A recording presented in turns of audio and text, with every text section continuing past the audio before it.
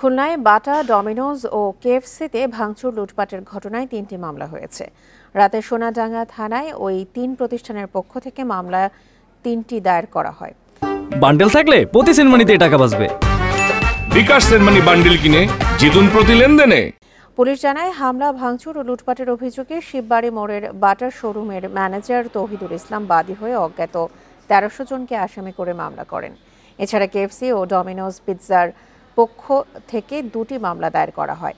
২টি মামলাতেই অজ্ঞাত ৮০০ জনকে আসামি করা হয়েছে। এদিকে সোমবারের হামলা ও লুটপাটের ঘটনায় এখন পর্যন্ত ৩১ জনকে গ্রেপ্তার করা হয়েছে।